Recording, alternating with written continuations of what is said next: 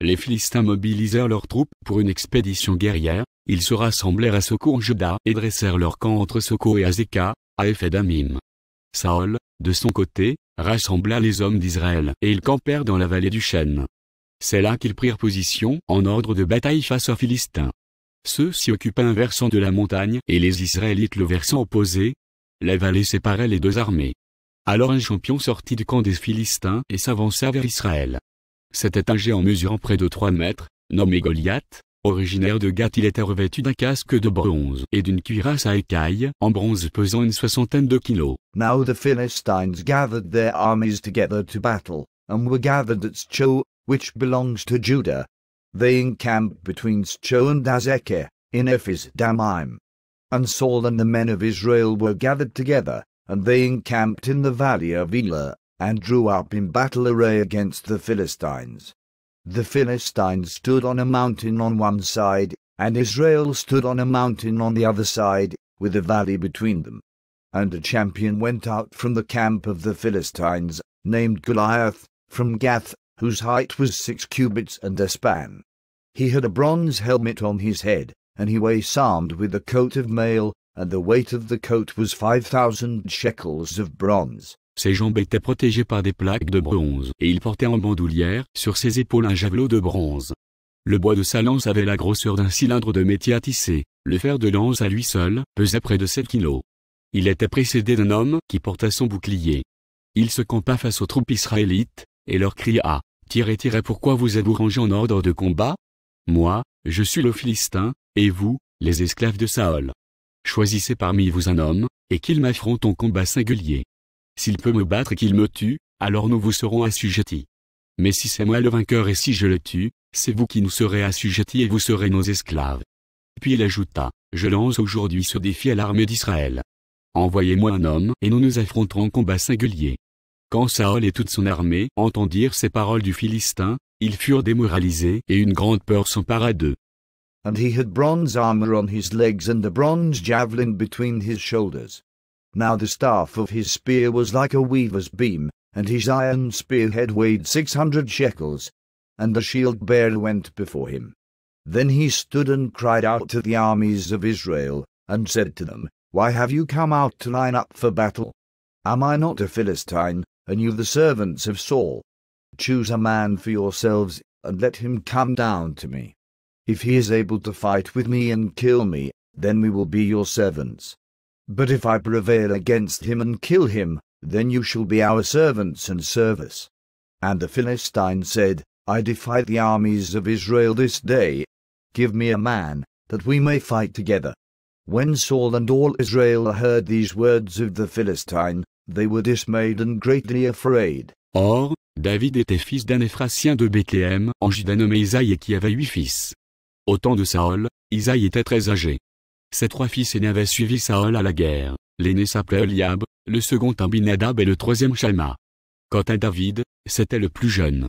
Lorsque les 3 aînés eurent suivi Saül, David faisait le va-et-vient entre le camp de Saül et Bethléem pour y garder les moutons de son père.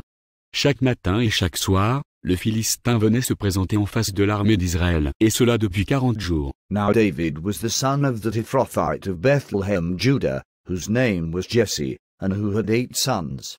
And the man was old, advanced in years, in the days of Saul.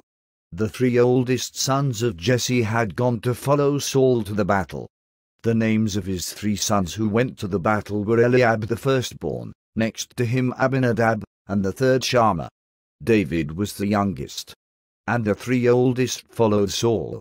But David occasionally went and returned from Saul to feed his father's sheep at Bethlehem. And the Philistine drew near and presented himself 40 days, morning and evening. C'est à cette époque qu'Isaïe dit à son fils David, « Prends cette mesure de grains rôtis et ces 10 pains, et porte-les 8 au camp pour tes frères. Emporte aussi ces 10 fromages, tu les donneras au chef de leurs milliers. Tu verras si tes frères se portent bien et tu m'en rapporteras de leur part un gage. Tu les trouveras avec Saül et toute l'armée d'Israël dans la vallée du chêne, face aux Philistins. » Le lendemain de bon matin, David confia ses moutons à quelqu'un pour les garder, il prit ses provisions et partit comme Isaïe le lui avait ordonné. Quand il arriva au campement, l'armée était en train de prendre position pour la bataille en lançant le cri de guerre. Israélites et Philistins se rangèrent en ordre de bataille face à face. Then Jesse said to his son David, Take now for your brothers an ephah of this dried grain and these 10 loaves, and run to your brothers at the camp. And carry these 10 cheeses to the captain of their 1,000, and see how your brothers fare, and bring back news of them. Now Saul and they and all the men of Israel were in the valley of Elah, fighting with the Philistines. So David rose early in the morning, left the sheep with a keeper, and took the things and went as Jesse had commanded him. And he came to the camp as the army was going out to the fight and shouting for the battle. For Israel and the Philistines had drawn up in battle array, army against army. David déposa son chargement et le confia au gardien des bagages, puis il courut au front. Aussitôt arrivé, il vint demander de leurs nouvelles à ses frères. Pendant qu'il parlait avec eux, Goliath, le champion des Philistins, originaire de Gath, sortit de leur rang et lança son défi habituel. David l'entendit. À la vue de cet homme, tous les soldats d'Israël s'enfuirent terrorisés. « L'avez-vous vu s'avancer contre nous » dit l'un d'eux. « Il vient encore insulter Israël. Celui qui le tuera, recevra de grandes richesses de la part du roi qui lui donnera en plus sa propre fille en mariage et exonérera toute sa famille d'impôts. » And David left his supplies in the hand of the supply keeper, ran to the army, and came and greeted his brothers. Then as he talked with them, there was the champion, the Philistine of Gath, Goliath by name, coming up from the armies of the Philistines, and he spoke according to the same words. So David heard them. And all the men of Israel, when they saw the man, fled from him and were dreadfully afraid. So the men of Israel said, Have you seen this man who has come up? Surely he has come up to defy Israel.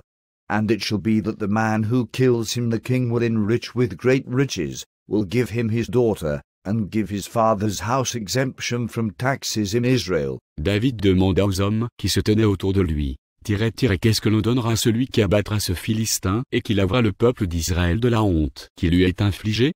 Qu'est donc cet incirconcis de Philistin, pour oser insulter les bataillons du Dieu vivant? On répéta à David ce qui était promis comme récompense à celui qui tuerait le géant. Lorsque son frère aîné Eliab l'entendit discuter avec les soldats, il se mit en colère contre lui et lui dit, « Que viens-tu faire ici? À qui as-tu laissé nos quelques moutons dans la steppe? Je te connais bien, moi, petit prétentieux. Je sais quelles mauvaises intentions tu as dans ton cœur.